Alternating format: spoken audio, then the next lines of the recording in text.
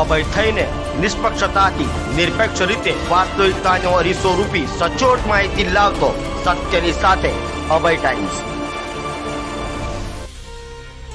મહિલા કોન્સ્ટેબલે કરેલા આપઘાત મામલે તેના પ્રેમી એવા પોલીસ કર્મચારીની પૂછપરછ કરાઈ હતી, તો હાલ આ અંગે પીઆઈ જાતે જ તપાસ કરી રહ્યા હોવાનું ડીસીપીએ જણાવ્યું હતું। સિંગણપુર પોલીસ મથકની મહિલા પોલીસ કોન્સ્ટેબલ હર્ષના ચૌધરીએ કરેલા આપઘાત મામલે પોલીસે તપાસ શરૂ કરી છે। તો આ અંગે ડીસીપી પિનાકીન પરમારે જણાવ્યું હતું કે હર્ષનાબેન ચૌધરીના આપઘાત મામલે પીઆઈ જાતે તપાસ કરી રહ્યા છે। સુસાઇડ નોટ મળી હતી, જેમાં કોઈ વ્યક્તિગત નામનો ઉલ્લેખ ન હતો, પરંતુ મૃતકના રૂમમેટની પૂછપરછ કરતા પ્રશાંત ભોએ અને મૃતક વચ્ચે પ્રેમ પ્રકરણ હોવાનું સામે આવ્યું હતું। પ્રશાંત ભોએ પણ પોલીસ જ છે અને હાલ સાયબર ક્રાઇમમાં ફરજ બજાવે છે, જેમાં પ્રશાંત ભોએ લગ્ન કરવા ઉતાવળ કરી રહ્યો હતો, જેના કારણે તેઓ વચ્ચે નાના મોટા ઝઘડાઓ થતા હતા। લગ્ન કરવા માટે હર્ષનાએ સમય માંગ્યો હતો, જો કે પ્રશાંતનું અગાઉ અકસ્માત થતાં તે વતન ડાંગ ગયો હતો, જ્યાં મોબાઈલ નેટવર્ક ન હોવાથી બંને સંપર્ક વિહોણા બન્યા હતા, જેના કારણે હર્ષના ચૌધરી હતાશ થઈ હતી અને લગ્ન કરવાની ઉતાવળ કરતો પ્રશાંત અન્ય જોડે લગ્ન ન કરી લે તેવી ચિંતા હર્ષનાએ રહેતી હતી। પ્રશાંત ભોઈનું સ્ટેટમેન્ટ પણ હાલ પોલીસે રેકોર્ડ કર્યો છે અને જો દુષ્પ્રેરણા કેસમાં જણાશે તો ગુનો દાખલ કરાશે તેમ જણાવાયું છે।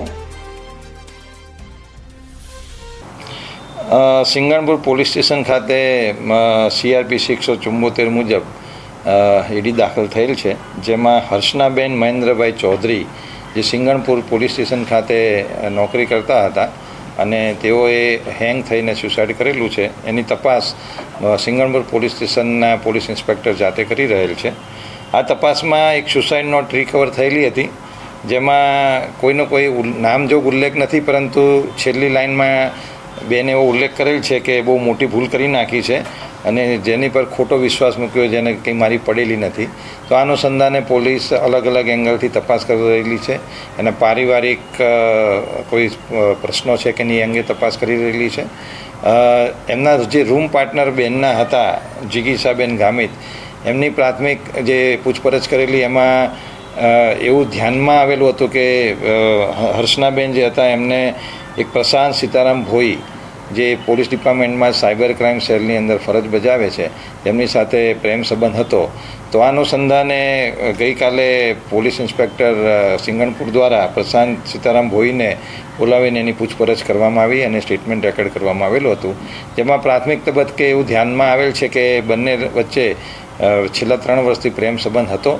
અને બંને લગ્ન પણ કરવાના હતા અને આ અંગે બંનેના ફેમિલીને ખબર પણ હતી। આમાં પ્રશાંત ભોઈ જે છે, જે સાયબર ક્રાઇમ સેલમાં ફરજ બજાવે છે, તેઓ મૂળ ડાંગ જિલ્લાના વતની છે ને છેલ્લા 10 દિવસથી એ પોતે ડાંગમાં હતા અને ડાંગમાં હોવાના લીધે ત્યાં કવરેજના લીધે બંનેનો સંપર્ક રહેતો નહોતો, જેથી જે હર્ષનાબેન છે થોડા ડિપ્રેશનમાં હતા અને ડાંગમાં ગયા પછી પ્રશાંત ભોઈની બાઇક સ્લીપ થયેલી હોવાથી એનો એક્સિડન્ટ પણ થયેલો હતો, જેથી આ બેનના સંપર્કમાં નહોતા અને આ પ્રાથમિક તબક્કે એવું જાણવા મળે છે કે આ બંને વચ્ચે આ છેલ્લા 10 દિવસની અંદર કોન્ટેક્ટ ઓછો હોવાને લીધે બેન થોડા ડિપ્રેશનમાં હોવાથી કદાચ આ પગલું એમને ભરેલું હોઈ શકે। સાહેબ, અગાઉ પણ કંઈ સુસાઇડ એટેમ્પ કર્યો તો હર્ષનાબેને, એવું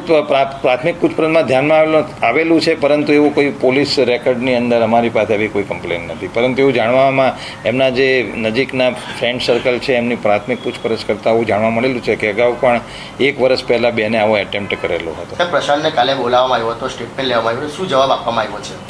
અમે કહ્યું એ જ બંનેના પ્રેમ સંબંધ હતા, એ એક્સેપ્ટ કરે છે, બંને મેરેજ પણ કરવાના હતા। બીજી એક વસ્તુ એ ધ્યાનમાં આવેલી છે કે એ લોકો વચ્ચે નાના મોટા ઝઘડા એ રીતના થતા હતા કે પ્રશાંત ભોએ પોતે જલ્દી મેરેજ કરવા માટે હતું પ્રયત્ન કરવામાં હતા અને હર્ષનાબેન છે એમને થોડોક ટાઈમ જોઈતો હતો। આ અનુસંધાને એ લોકો વચ્ચે નાના મોટા ઝઘડા થતા હતા અને હર્ષનાબેનને મગજમાં એવું હતું કે આને થોડીક ઉતાવળ છે મેરેજની, તો કદાચ બીજા કોઈ જોડે કરી લે, એ અનુસંધાને બંને વચ્ચે નાના મોટા ઝઘડા થતા હતા એવું પ્રશાંત પોતે સ્વીકારે છે। આભાર।